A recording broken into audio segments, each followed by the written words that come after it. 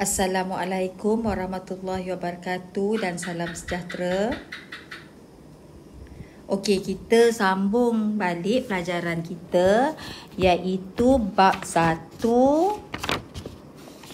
1.2 rangsangan dan gerak balas dalam manusia.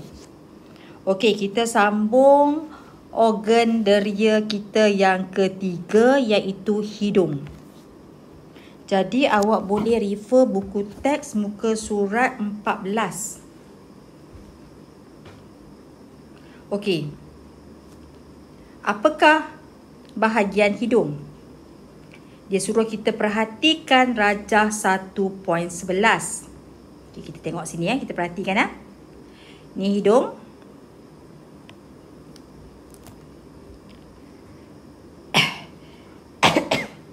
Ini lubang hidung. Jadi udara akan masuk melalui lubang hidung.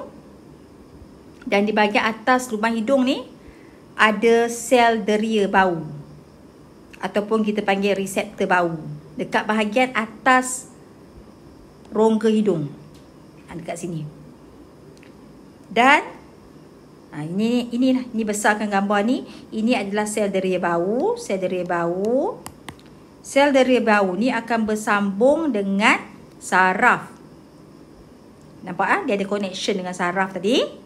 Dan saraf ini akan terus bersambung ke otak.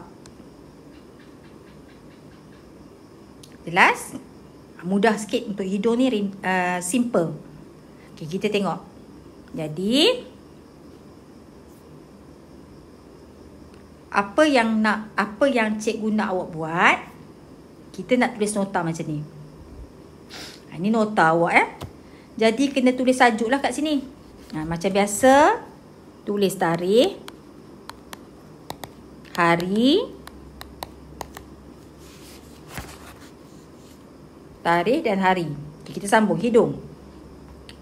Hidung ada, ni tempat kosong kan?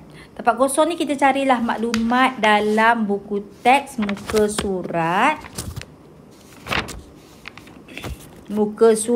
15.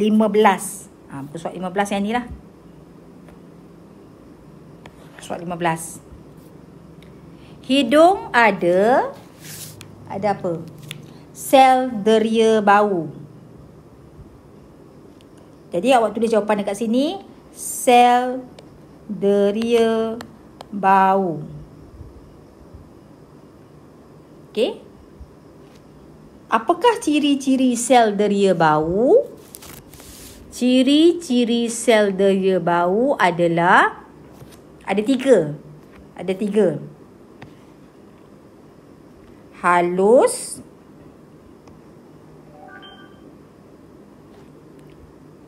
dan diselaputi dengan lapisan mukus. Okey. Jadi isikan kat sini. Sel deria bau, awak tulis kat sini. Okey, untuk yang pertama ni, tempat kosong yang pertama ni awak tulis sel deria bau, lokasi dia kat mana? Lokasi dia berada pada bahagian atas rongga hidung. Awak tulis lokasi dia, tempat dia kat mana dia ada.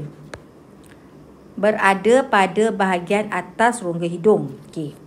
Yang ciri yang kedua ni halus. Dan yang ketiga diselaputi dengan lapisan mukus.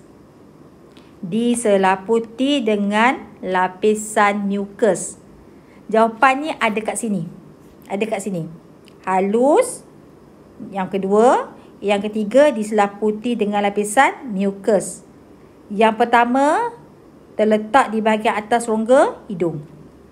Isikan saja. Okey, ni dah selesai. Sekarang ni kita nak tengok yang mukus ni tadi kan. Ni kan kita tulis mukus kan. Okey. Bahan kimia yang berada di dalam udara. Akan larut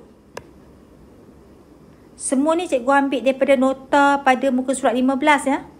bahan kimia yang ada dalam udara akan larut dalam lapisan mukus. Ini mukus ni. Mukus. Bahan kimia dalam udara akan larut dalam lapisan mukus. Ini akan merangsang. Okey.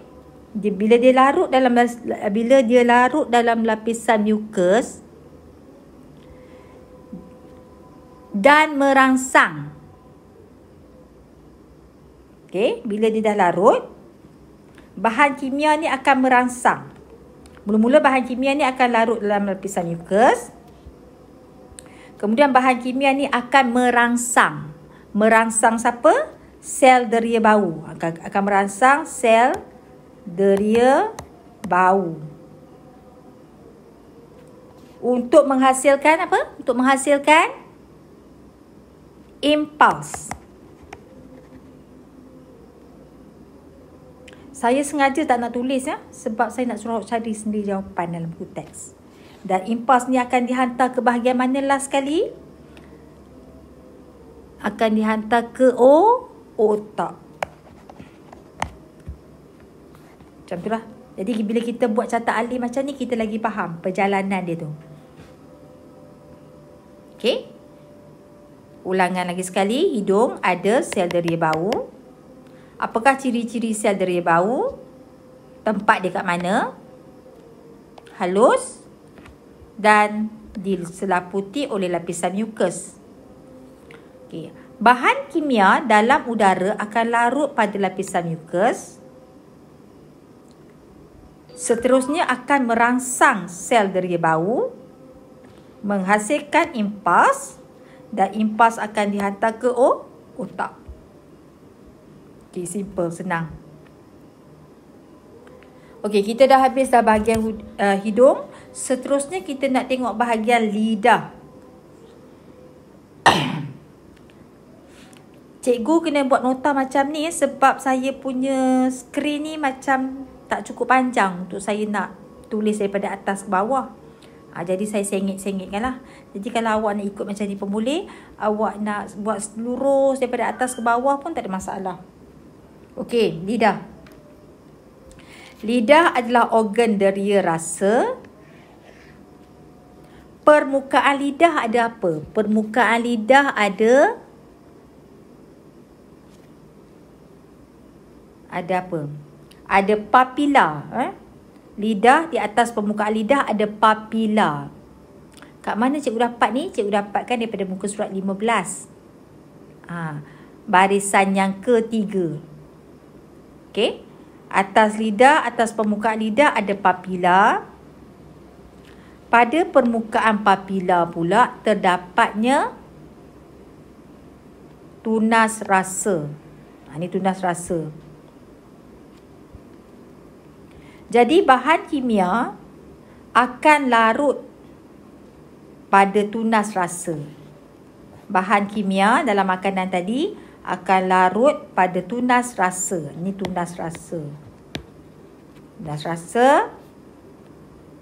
Dan tunas rasa ni ada apa? Tunas rasa ni ada reseptor. Ada reseptor. Tunas rasa ni ada reseptor. Reseptor ada 5 jenis. Reseptor masin, manis, pahit dan macam-macam lagi lah. Ada 5 jenis. Okey, ni reseptor. Tunas rasa ada reseptor. Reseptor ada 5 jenis. Awak tuliskan kat sini. Kemudian, kita tengok ya.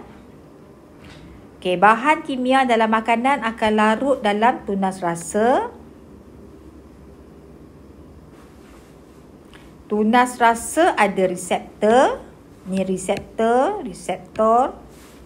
Reseptor ini akan menghasilkan impuls. Impuls akan dihantar ke otak. Okey, lagi sekali. Deria adalah organ lidah. Lidah ialah organ deria rasa. Pada permukaan lidah ada papila. Pada permukaan papila ada tunas rasa. Jadi bahan kimia dalam makanan akan larut pada tunas rasa. Pada tunas rasa ini pula ada reseptor. Reseptor ada 5 jenis. Boleh tengok buku teks ada 5 jenis. Reseptor ni akan menghasilkan impuls dan impuls ni akan terus dihantar ke otak. Okay. Nanti nota awak lukiskan gambar rajah ni. Okey, seterusnya kita tengok kepekaan lidah terhadap rangsangan rasa yang berbeza. Jadi tolong salin gambar rajah ni dan labelkan. Jawapannya boleh dapat di muka surat 22. Ya. Rajah 1.19. Okey, seterusnya kulit. Deria yang seterusnya adalah kulit, deria kita yang kelima. Untuk kulit ni senang je. Buat nota macam ni. Kulit ada dua lapisan, iaitu epidermis dan dermis. Di lapisan epidermis ni ada reseptor apa? Boleh semak. Boleh tengok buku teks di muka surat 16. Pada epidermis ada reseptor apa? So, salin kat sini. Dalam dermis pula ada reseptor apa? Ada 4 sebenarnya. Jadi, awak cari, awak tulis kat sini. Okey. Lepas tu, awak cari pula contoh kawasan. Pada kulit ni, apakah contoh kawasan yang sangat peka kepada sentuhan? Dan satu lagi, contoh kawasan yang kurang peka kepada sentuhan. Contoh kawasan. Contoh kawasannya awak dapat cari di muka surat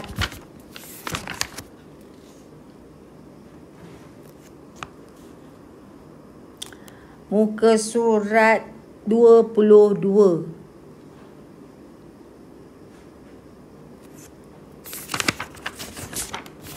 Ya.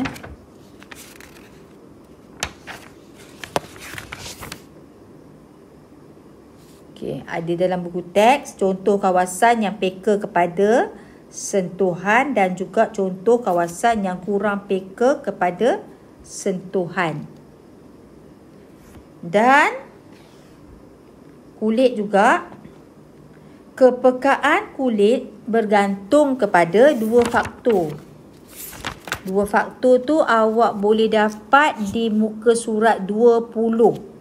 Boleh cari jawapannya di muka surat 20. Ini pun muka surat 20. Kat sini pun jawapannya ada di muka surat 20. Ini pun ada di muka surat 20. Contoh kawasan. Ya.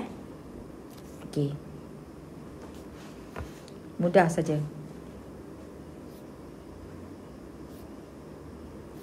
Dan tugasan yang terakhir untuk hari ni kita nak buat ni. Kajian kes ada di muka surat 23. So, saya nak awak salin soalan ni. Kajian kes nombor 1. Para pengadil dalam suatu pertandingan masakan seperti yang ditunjukkan dalam gambar rajah foto 1.12 menggunakan beberapa jenis deria. Nyatakan jenis deria. Nyatakan jenis deria yang digunakan oleh para pengadil untuk dia menjalankan tugasan dia. Awak rasa-rasa deria apa dia pakai? Okey, boleh cari jawapan. Apakah jenis deria yang dihubungkan dengan deria rasa? Deria rasa biasanya dia ada hubungan dengan deria apa?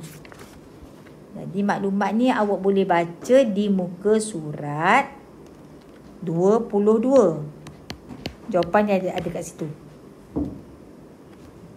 Nombor 2, pernahkah anda melakukan aktiviti harian seperti yang ditunjukkan dalam gambar rajah foto 1.13?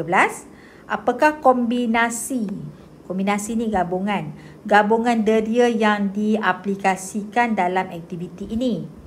Deria apa ni? Kombinasi deria. Jadi tengoklah, kita pakai deria mata dengan deria sentuhan, tu tak? Okey.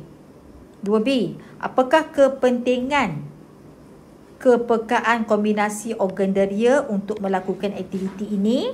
So, kepentingan dia dapat mencari maklumat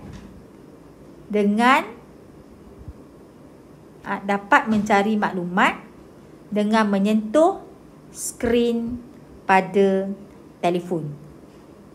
Dapat mencari maklumat dengan cara menyentuh skrin pada telefon. Itu jawapannya. Cikgu dah bagi jawapan dah. Jadi, kajian kes ni awak buat dalam buku latihan. Ya. Yang tadi tu dalam buku nota. Okey, sekian saja tugasan untuk hari ini. Sekian, terima kasih.